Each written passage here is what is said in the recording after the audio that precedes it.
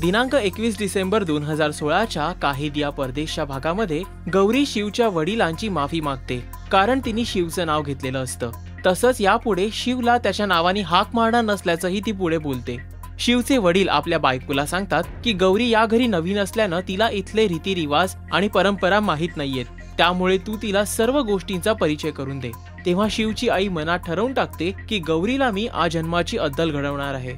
मुंबईमध्ये आजी नचिकेत आणि त्याच्या वडिलांना सांगते, आज घरी निशा माफी मागण्यासाठी विनवणी करायला आली होती, मात्र तिच्या भूलथापांना मी अजिबात जुमानलं नाही। तसंच निशा हातापाया पडू लागल्यानं अखेर तिच्या पद्धतीनं उत्तर द्यायचं ठरवल्याचं आजी दोघांना सांगते।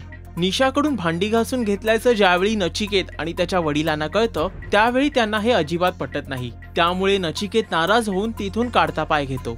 सरला नेहमीप्रमाणे स्वयंपाक करण्यासाठी टाळाटाळ करत असल्यानं तिची सासू चिडलेली असते। त्यावेळी शिवची आजी तिथे येऊन आज मुगाची मंगोळी करायचं असल्याची आठवण करते। मात्र आदल्या दिवशी विश्राम शिवच्या आईला हे सांगायला विसरल्यानं ती आणखीनच संतापते।